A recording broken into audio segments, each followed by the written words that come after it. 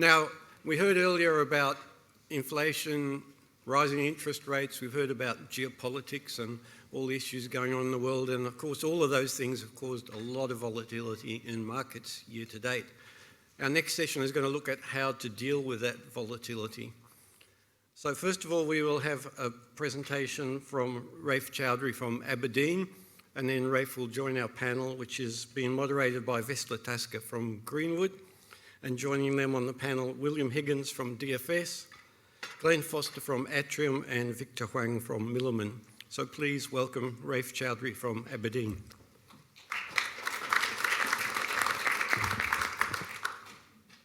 Hi there. Yeah. So I'm going to pivot slightly, and obviously we're here to talk about how to deal with increasing volatility in markets. Risk. We often talk about volatility, and we use a lot of statistical terms. So we talk about tracking error, we talk about standard deviation. But when we really think about risk, what we're talking about is the potential for permanent capital loss, and that's how we approach it. So really, what we're talking about is not losing money, or more eloquently, is to try and avoid losing money. So that's what I'm really going to focus on. We've got a really good panel here, so I'll only spend 10 minutes kind of going through how we at Aberdeen approach portfolio construction from a risk perspective. So, like I said, really we think about risk throughout the whole investment process, and that really starts from ground up to end product, and really thinking about how we build portfolios. And so from our perspective, we think about that risk as being, well, we like to think about things from a scenario perspective. So we obviously know there's a lot of risks out there. We've talked about inflation, we've talked about the geopolitical risks. And while we all understand what's going on, I think often the question that we don't ask is, and so what? And so that's kind of the thing that we try and address within our investment process. So we take a scenario-based approach that basically asks the what if, like so what if? What if this happens? What does it mean? How does that impact into our thinking around how we construct portfolios? When we actually get to constructing portfolios, we really think about it on from different time horizon perspectives, right? So different risks will play out over different lengths of time and periods. So we take Russia, Ukraine, that's been ongoing for quite a while, but so more of a medium-term risk going forward. But there are other risks that are shorter term, but really we need to think about the risks over multiple horizons. And so the way we construct our portfolios really reflects that. So the starting point for us is really strategic asset allocation, so not a new concept. Most of you will be familiar with this. But I guess the point of difference that we have in our process is actually around the inputs that we use. Now, they're not radically different, but the way that we go about generating those inputs is slightly different.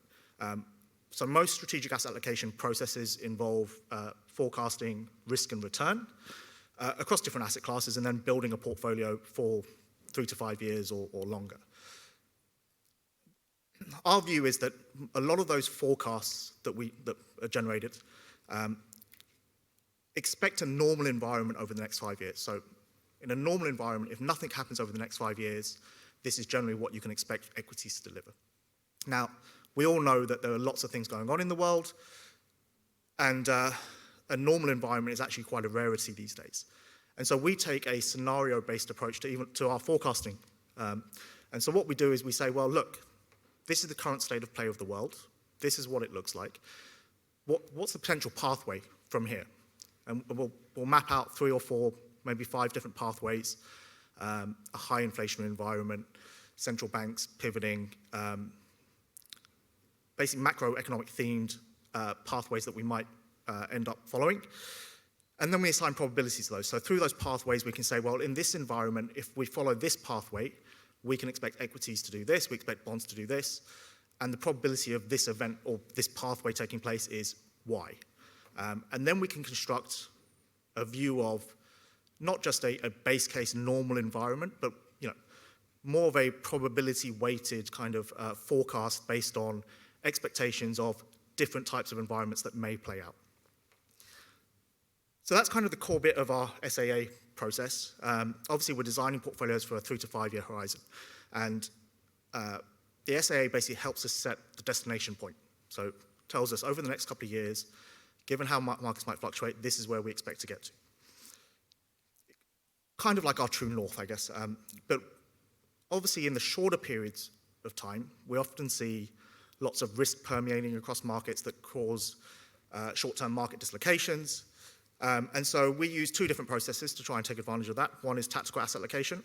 So looking at markets on a shorter-term horizon, thinking about which asset classes we can use from an active perspective in terms of dynamically adjusting our exposures to take advantage of those more shorter, medium-term dislocations. And then the absolute return framework that we have, which is more to do with looking at changing thematics that are taking place and how we might try and leverage those. And these are all kind of things that fall into like a traditional DAA type management process that we use to try and navigate those kind of environments. So, and then finally, you've got security selection. So obviously, once we determine what kind of assets we want, we need to make sure the style of those assets reflect the risks that we're seeing in the market. So especially in the long-only construct, we are going to hold some amount of equities.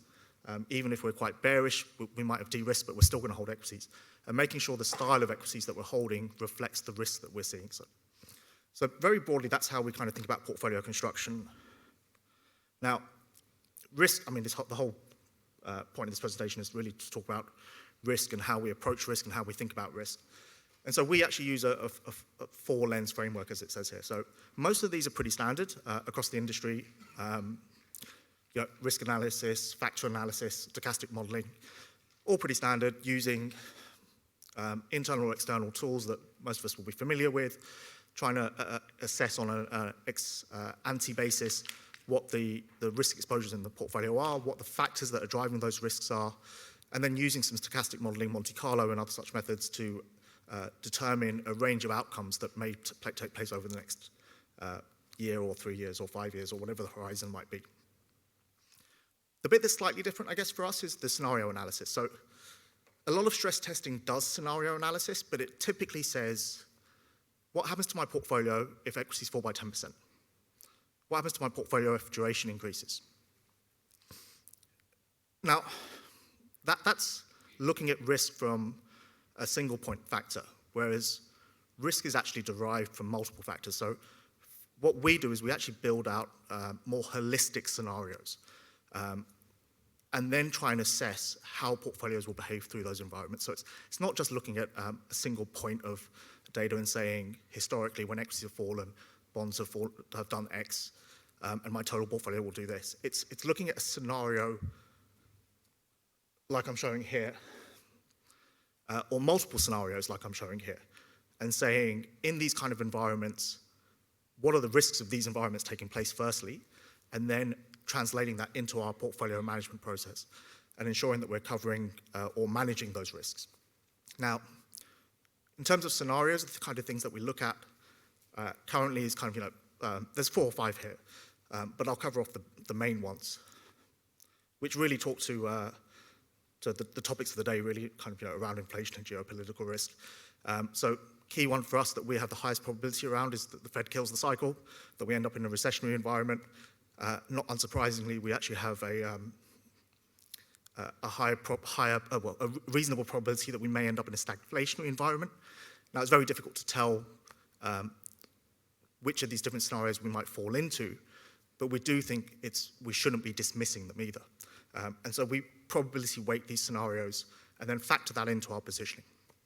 I'm going to pause there and hand over to Vess, and we can jump to some Q&A. Thanks, Raf.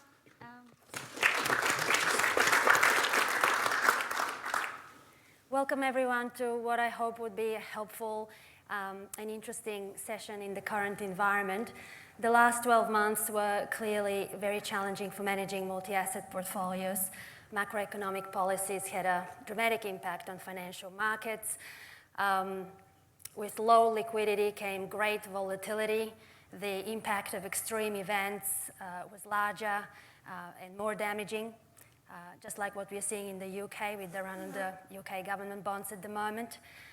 But let's not forget that with great volatility come great opportunities.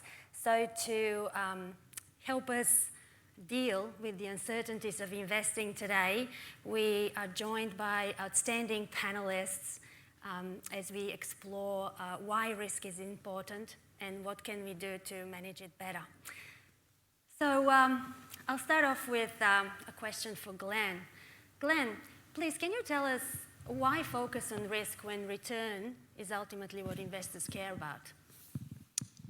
Thanks, Vest, and thanks, Raf, too. Well, obviously, return is what it says on your statement, on your performance report. But that's backward looking. That's already happened, and you can't change that. But what you can change, what you can prepare for, is risk, and that means positioning for the future. The thing about that, though, is that risk is not constant. Correlations are not static, and volatility is not constant. It depends on starting valuations and where you are in the cycle. And if you ignore those things, what you can end up doing is taking risks that shouldn't be rewarded. There are obvious risks that shouldn't be rewarded.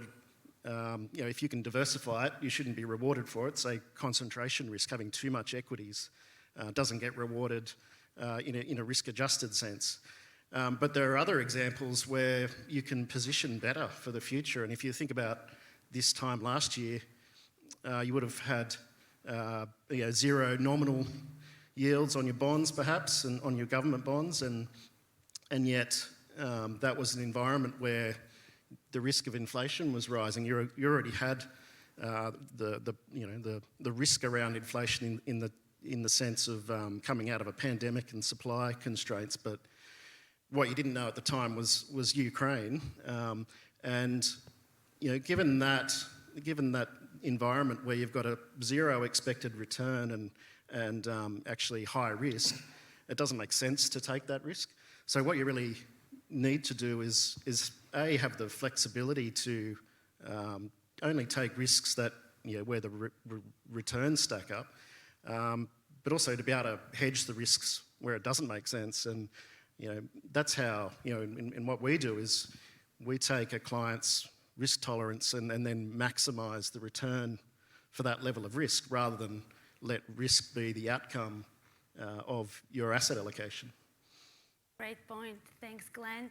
And William, what changed over the last 12 months that challenged the traditional approaches to asset allocation and risk management? I think the first thing we're going to note that's been difficult over the last 12 months is, and this has been mentioned before, on diversification. It's largely dried up this year. We've had everything moving together and in a downwardly direction. You haven't had the opportunity to diversify your equity risk very well with, for example, with bonds. Within equity markets, everything's been going the same way. Even in the alternative space, there have been some very good performers, but a lot of funds which are supposed to be market neutral as such, like, have followed the other ones down. That's going to make it very difficult when you're assuming that your assumptions about correlations and behaviour and related behaviours is going to be the way that it has been before. It increases the risk you're going to see in your portfolio compared to the risk you're seeing in the asset classes.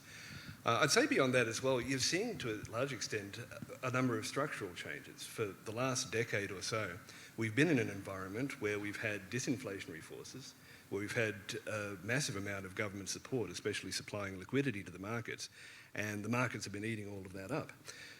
This year, of course, we've seen things move in exactly the opposite direction. We now suddenly have the return of inflation. Governments are now having to tighten in order to deal with that. Structural changes like these, it's very difficult to deal with just in terms of the assumptions which you're using to describe the market behaviour, because this is more or less a dislocation in the way that the markets behave. And if that continues in the future, then the amount of uncertainty that generates, again, very difficult to capture just simply on models that have been predicated on what's been going on before. I think a number of significant challenges in working out how to address things going forward. Thanks, William. Raf, just quickly back to you. So in this world of positive stock-bond correlation, what does diversification mean to you? Yeah, so my mic's still on, so it should work. So when we think about diversification, traditionally we think about diversifying across asset classes, but obviously, we've seen more recently correlations kind of 10 to 1, and a lot of those asset classes that we previously rely on for diversification just haven't delivered. Our approach is more to think about diversifying drivers of return and risk, and thinking about it from that perspective of what's driving the returns across different parts of my portfolio. How am I generating diversification from a range of different asset classes? And so we tend to look at things in order to try and generate some diversification in our portfolios that it can help enhance the portfolio, and really what we, where we end up really is looking at alternatives, and looking at within alternatives, looking at things like infrastructure, social housing, risk litigation, kind of slightly quirky stuff that actually, when you think about those, the things that drive the returns of those different asset classes are very different from traditional asset classes, and that's what we're looking for when we speak about diversification. And Victor, from your perspective, what does diversification mean to you? As I understand, you have an explicit risk management overlay in your portfolios. Look, I think for us, diversification means the same as everyone else here. It's one of the few free lunches in finance. So as a result, most of us will be using that as part of our portfolio construction process. We certainly do that as well. That's why we have investments in multiple asset classes. That's why we invest in broad market indices as well. But the way we see. When we constructed our portfolios from the outset, it was designed for those accumulators who might be a little bit risk averse, or for those retirees who might be heavily exposed to sequencing risk. From our perspective, for those types of investors, it's particularly important to be able to very robustly manage or try and mitigate as much of the impact from a large market drawdown as much as possible. Diversification, we see it's an implicit tool to manage risk rather than an explicit solution. So the way that when we constructed our portfolios, we thought it's important to complement diversification with a more explicit strategy that manages risk for them. Great. Just quickly again from Glen, from our previous conversations, we talked about interest rate risk over the last 12 months. And your portfolios did much better than the 60-40 portfolio. So how did you manage to diversify away interest rate risk? What worked well and what didn't? Yeah, well, I guess if you consider the traditional diversifier of your equity risk is to have duration or bonds or interest rate sensitivity in your portfolio, and even if you don't have the view that that's not going to work, it's really not that efficient to only have diversification from that one source. So it's obviously then means looking for other sources of diversification, and some obvious ones are currency exposure, and not just letting that be an outcome of your asset allocation again, but actually having deliberate tilts to currency exposures that should work, like the US dollar, and away from currency exposures that shouldn't work or shouldn't diversify at least. And there's lots of those, pound being one for Australian investors, not very diversifying.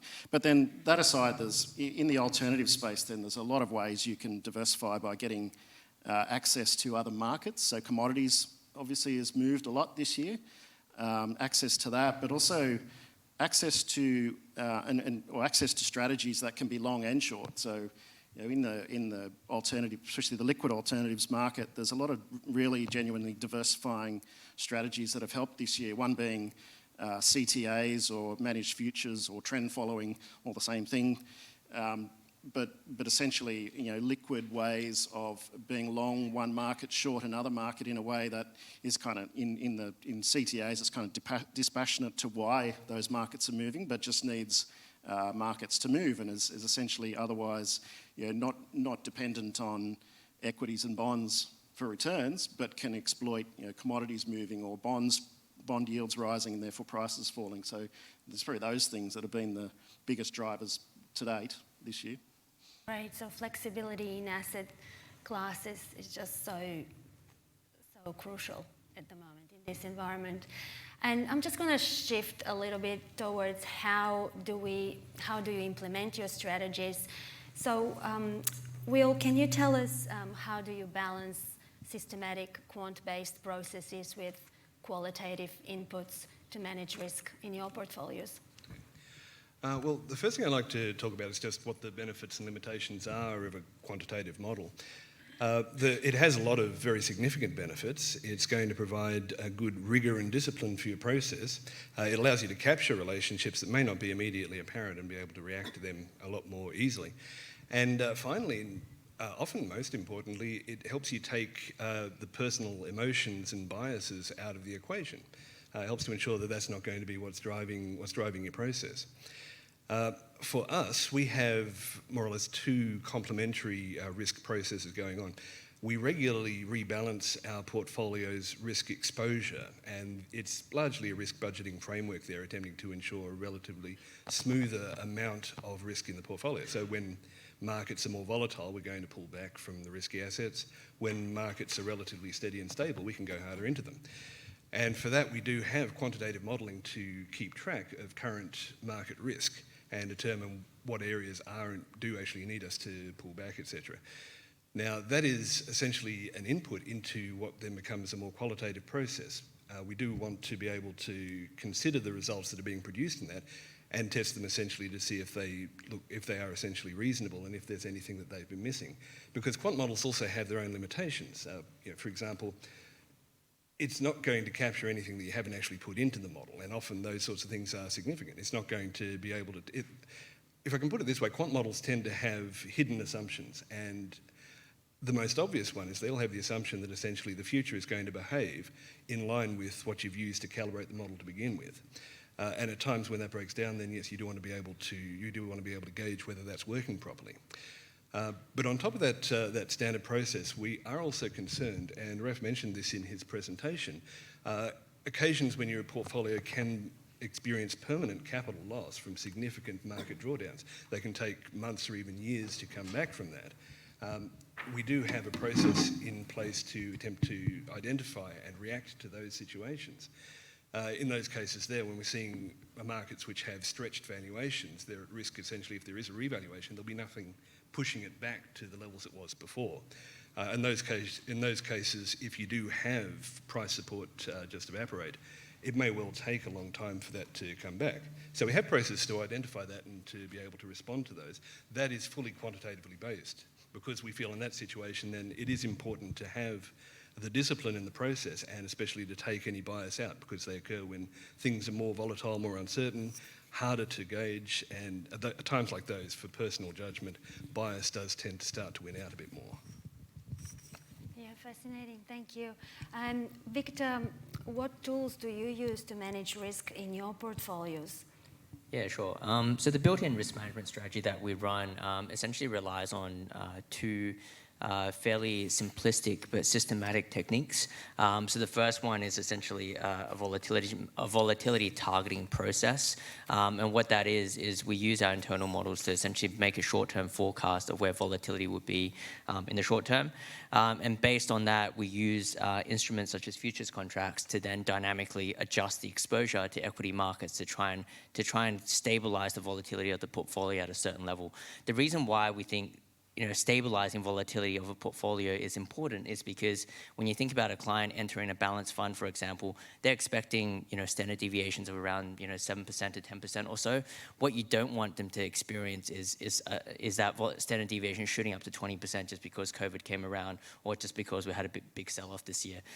So, one way to manage that is to actually control the volatility of the fund rather than manage it to the SA itself.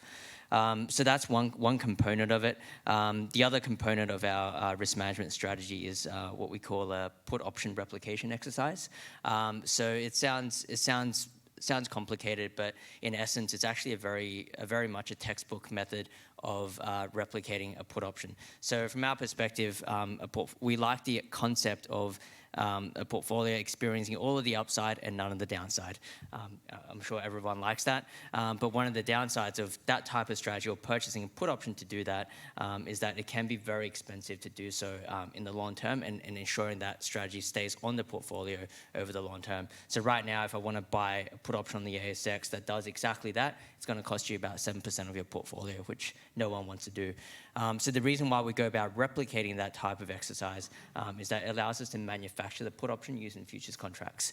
And that it gives you a little bit more flexibility in the sense that you're not purchasing a put option that expires on a particular date. We can have a rolling expiry so that it continues to be effective and continues to be relevant to the portfolio. We can have a strike that moves along based on market movements as well. And in addition to that, we can actually replicate a much longer dated option than you can purchase in the market, which tends to be more suitable for the types of objectives that we're targeting here. So as a result of by doing the two things together, what you end up getting is a portfolio that essentially is able to stabilize the volatility, stabilize the range of outcomes, as well as reduce the severity of really large market drawdowns. It's a very, very interesting strategy. You touched a good point on costs. I understand you use futures, but I think Glen and Raf, you use put options and other derivatives in your strategies. So how do you manage the trade-off between cost and the protection that the derivatives provide to your portfolio? Yeah, so I mean, we use calls and puts on our in kind of more of our real return funds in order to try and either hedge exposures or gain exposures, but also to collect premiums. What Victor was kind of referencing was more of a constant type of strategy, whereas I think the way that we approach it is much more from a tactical perspective. And so looking at kind of where the markets are, where vol is, what the level of pricing is, and how attractive it is at that point, whether to put on different types of strategies that we might be looking at. So, and that can range from just straight calls and puts to spreads and butterflies, or a whole range of things that we can put on. So I think the fund within a fund space, we have a little bit more flexibility than we do, say, in managed account space, where it's a little bit more constrained. Yeah, I agree. It's for us, a put option is really just sits in a bucket of things we call preservers, and they're things that will go up, when equities go down with bit more certainty. But we think about it the way I think about it is a quadrant of efficacy and cost. And so, and those things like put options and rates and currencies kind of move around in this quadrant, and sometimes they make sense from an efficacy point of view. In otherwise, they're going to work. Like a put option generally always works, but then they could be in the wrong quadrant from a cost point of view. And so, when that's the case, you might not use put options. You might want to use currency more, or maybe you just want to use cash, right, and reduce your equity levels. So yeah, it's about being dynamic, and it's not a fixed approach. It's active, and it's taking into account valuations and where you are in the cycle. Yep, makes sense. So just on that traditional SAA approach, what's wrong with it? Can we just summarize, what are your thoughts? I know we've had chats. Yes, Glen? This is something we talked a bit about. Well, I mean, you should never constrain yourself by things that don't add value or don't help you meet the client's objectives. And so things like labels of growth and defensive or asset class names, they help you explain risk or help you compare one thing to another, but they don't actually help you diversify very well. They're very inefficient. They're very blunt tools. So if you think about when you buy an asset, and Raf talked about this earlier, is that it comes with a whole bunch of different risks. And so these risks, these factors, if you like, things like if you buy a global equity strategy and it's got some alpha or decisions that the manager makes, it's got some currency, it's got some equity beta. It comes with all these different risks, and you don't want those just to be an outcome of your asset allocation or even just your sort of growth defensive split. You want them to be sized correctly so that they are properly diversifying. So I think if you just use those sort of really broad, blunt tools to diversify, you'll end up, like I said before, taking some risks that you shouldn't get rewarded for, and therefore not actually maximising your risk budget to achieve that client objective. Yeah, and makes sense. It's been a real challenge so far this year. Just a question for William. Do you adjust your risk-based asset allocation framework for different client objectives, and how do you do that? Yes, we do. First and most simply, of course, we have a range of portfolios for different levels of appetite for risk, from conservative up to high growth. Beyond that, we do actually offer both SAA and DAA portfolios, and the DAA portfolios have discussed a bit about the techniques to manage risk there. But for clients who have a much greater appetite or willing to take on that kind of tail risk, and the risk that events will become turbulent at times and feel that they've got a lengthy time horizon, they understand that they're willing to wear that, or of course just clients who are sceptical about the value in there. We do offer SAA options to allow them to essentially access investments at a much lower cost. Like for the SAA portfolios, we can manage those for under 10 basis points, essentially our own management cost, whereas the DAA will be more like 35 to 50. So certainly there are clients who are more cost conscious and willing to wear that kind of risk in order to avoid those kinds of costs. But yeah, for the clients who do see the value in attempting to avoid the tail risk, we offer those. We again tend to tweak the decisions that we're making between the conservative and the aggressive levels. Clients who have gone aggressive are willing to take on a bit more in the way of risk and keep a bit more in the way of risk when we do see value in actually moving. I will mention over the past year we've had, our advisors have been telling us essentially clients who are in our dynamic models are essentially not bothering them at all, essentially. They keep sleeping well at night. It's the clients in the SAA models who keep calling them up and asking, what's happening now? Is there anything else we can be doing with it? So yeah, it's years like this where I think the dynamic models especially provide some of that sleeping well at night benefit. And let's shift gears and talk about managed accounts. Your strategies are a little bit more complicated, and I was just curious, how do you implement them in a managed accounts setting? What has worked well, and what are some opportunities for improvement? Raf, do you want to? Yeah, so I guess there are certain limitations within a managed account structure which are really driven by the platforms and what's available on platforms in terms of the investment universe. So we talked about, me and Glen talked about what we do in our funds, which is where we have a lot more scope in terms of accessing instruments like options, but also I mentioned earlier about the types of alternatives that we try and access in that fund. Within the managed account space, we're obviously restricted by what we can access. So, implementing direct futures, direct option strategies on a platform is pretty prohibitive. There are ways to try and get around that. So you can invest in other funds that maybe implement those types of strategies and gain access that way. But there are a lot more restrictions that come with managed account within the managed account framework. One of the key ones, obviously, is cost. So obviously, we're all trying to provide a product and service at a reasonable price, and so that advisors as well can pass on those fee savings to their clients. But the more exotic you get in terms of trying to access underlying funds and active managers, that ramps up the costs there. So there's a lot of kind of considerations, and it's a bit of a balancing act in terms of trying to design and manage portfolios on a platform on managed account space. I know, Glen, you probably have some similar comments, or maybe I think contradictory. I'll try and. There's a couple of different ways you can do this. You can invest in a manager that has, say, a long volatility strategy or an overlay strategy. But the problem with that is that manager doesn't necessarily know what's in the rest of your book, what it is they're trying to hedge, or that it doesn't really matter to them because they're doing the same strategy for everyone. So a better way to do it is, and it requires a bit more flexibility on the part of the platform, but one way we do it is use what we call access funds, and so we'll put some of our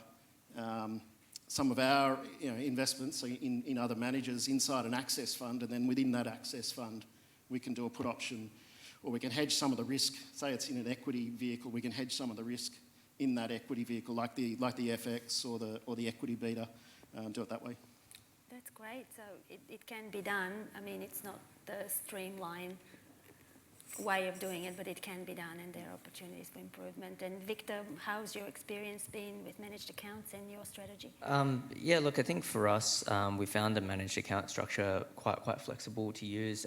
The way that I mean, it certainly wasn't easy, but the way that we implemented the dynamic futures trading or derivatives trading is by actually setting up our own unit trusts that explicitly just trades those derivatives within that unit trust structure, and then that way, because we can control the allocation within the managed account structure about how much you can invest into those unit trusts, then we can actually very accurately manage the amount of derivative exposure that we want in our portfolios within this whole managed account framework. So it was difficult to get it all started, but once we did actually set it up, we were able to throw in some derivatives into the managed account world. That's great.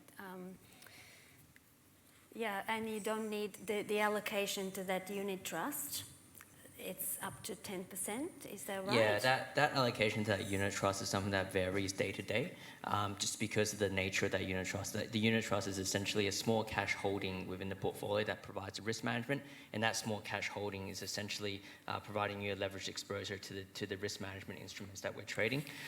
So because of that 10% will actually vary day to day, and the flexibility of the unit trust structure is that of the managed account structure is that it allows us to control what that percentage is every day, so we can very accurately implement the strategy.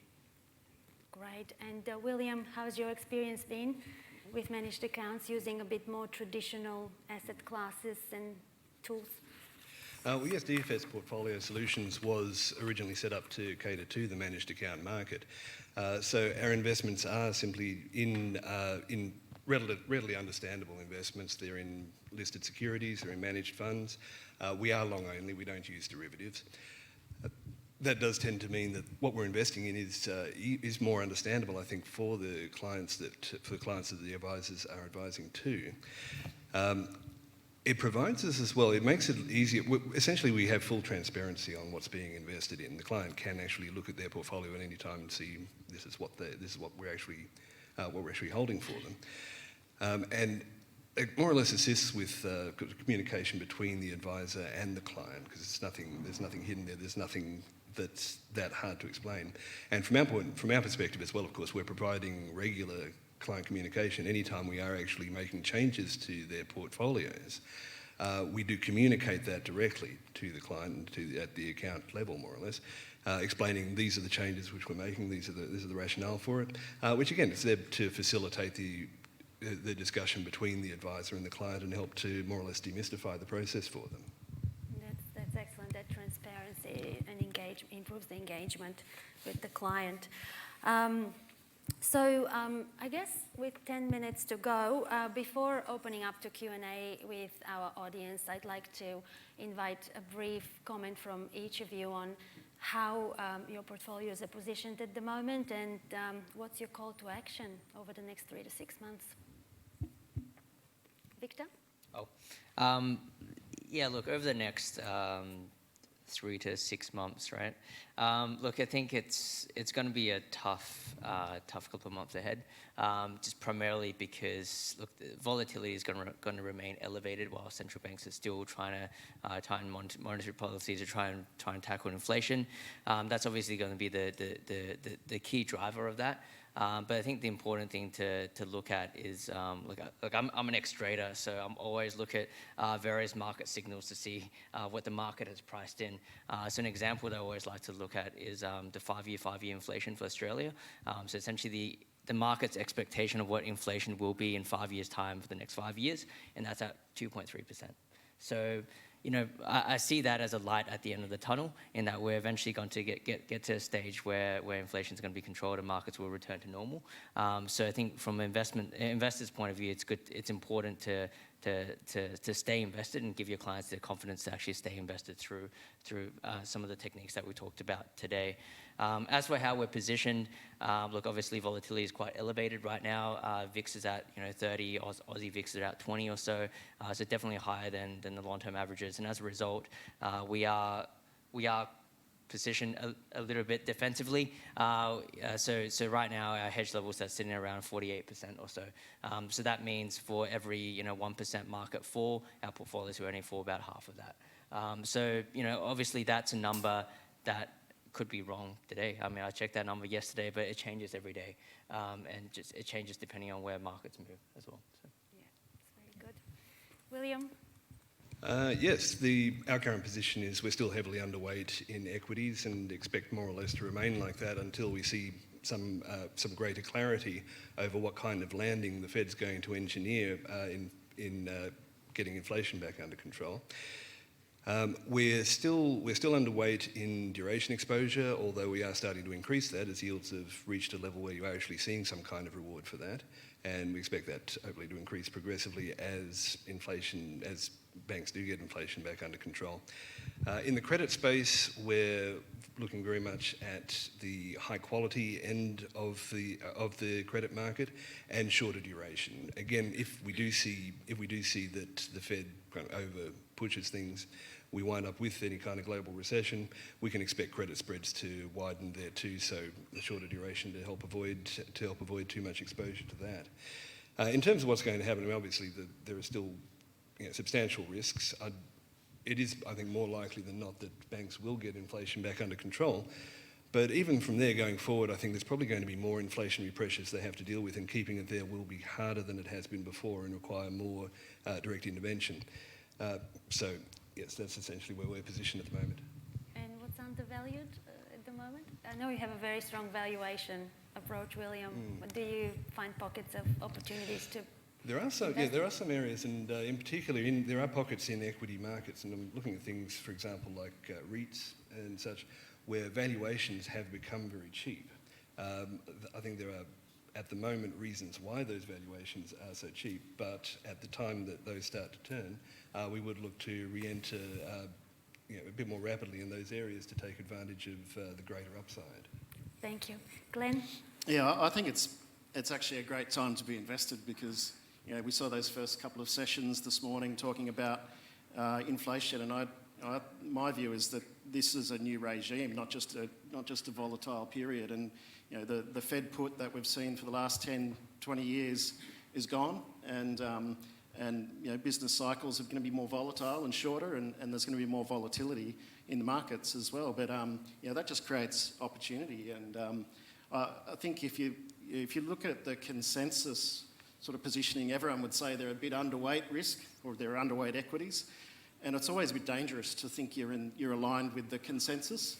And I think what happens from here is that if you look at, that's probably true. People are defensive compared to the last 10 years, but if you consider that was a period of historically loose monetary policy, if you consider how defensive you are compared to other periods where the outlook has been so volatile, you're probably not actually defensive, and so I think there's a capitulation to come, and that's going to provide opportunity. And so how I position for that, apart from being defensive, is, and it's been mentioned a few times, and that's quality. So quality in your equities, you want to have companies that are resilient to economic shocks and be able to maintain their margins and not blow up, and it's the same applies for credit. So apart from being defensive, you want to have that embedded sort of quality diversification as well. Yeah, absolutely. Thank you. Raf, anything to add? Yeah, it's kind of reassuring to hear the guys and how they position their portfolios because it's not dissimilar to how we position. So so I guess I talked about earlier that we take a scenario-based approach, and our biggest weighting in terms of scenarios going forward is for a recession. So we do believe that there's a global recession led by the US coming in the second half of next year. But in the meantime, we're expecting a lot more volatility to take place, really driven by behavioural aspects within the market. But so in terms of how we position the overall portfolio, we're pretty defensive. So across both our funds, our real return funds, and our managed accounts offerings. But to give you kind of some context of how we position in our real return fund, we've got about 20% in equities, which is probably the lowest that it's been in, well, definitely since I joined Aberdeen, which is only 5 months, but from what I understand, probably the lowest that it's ever been. There's a distinct bias within our equity allocations to the Australian equity market. I think some of the previous speakers spoke about that. And as Glen mentioned, towards quality, and is specifically targeting markets where we think those inflationary pressures are not as heightened. So the very specific targeted exposures to some ASEAN markets. Similar to Will, we've been adding back into our duration space, favouring the domestic Aussie market. We do think yields and rates, at least, or cash rates, can go a little bit higher, but we've been kind of dollar cost averaging back into those positions. And then I mentioned before kind of some of the alternative exposures that we maintain in the portfolio for those diversified drivers of returns in the portfolio. But I guess our biggest position in our portfolio at the moment is cash. We've got about 40% in cash in our portfolios because we do think we're heading towards an earnings-based recession. So, when I look at the S&P, it's at about 30, what was it this morning, 3,600, I think it's been bouncing around. 37, bounced back up again. But we do think there's another 10 to 15 leg down from there, so that's kind of how we position more cautiously. Thank you so much. Any questions from the audience? Oh, great. Thanks. Sorry.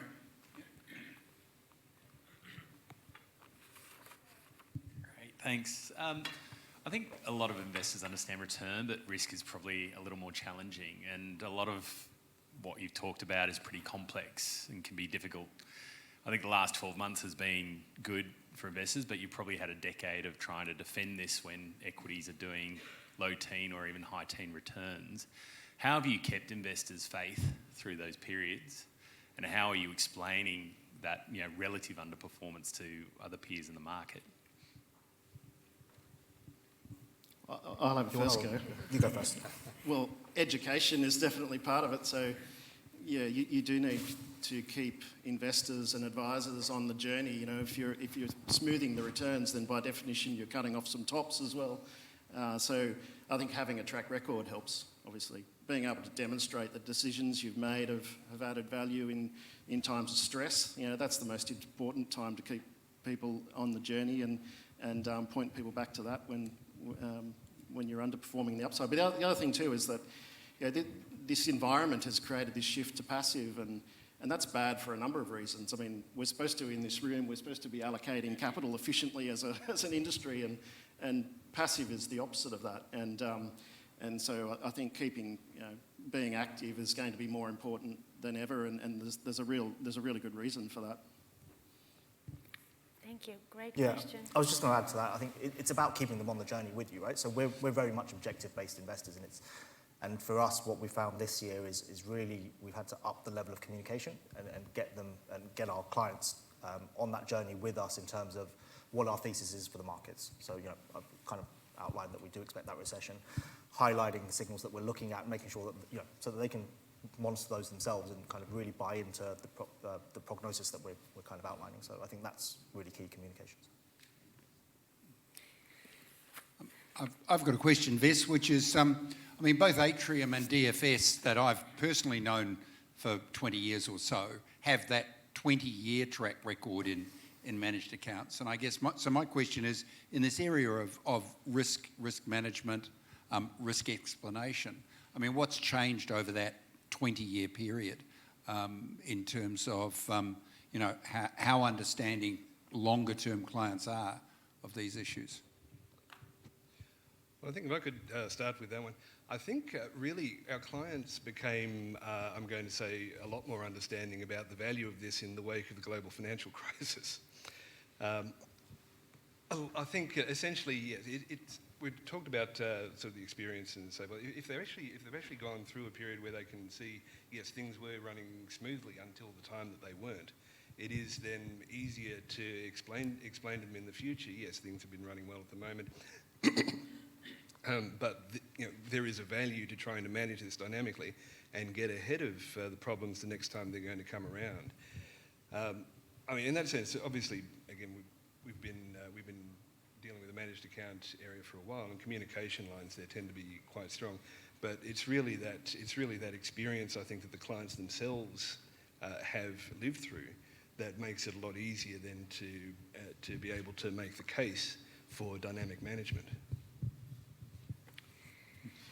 Yeah, I think someone said before that managed accounts was something that were born out of the advisor market, as that's what they demand, and for us too, having a risk targeted approach is something that was also born out of that advisor demand, because that smoother journey is it's for an advisor, or if for a client, it's the sleep at night factor.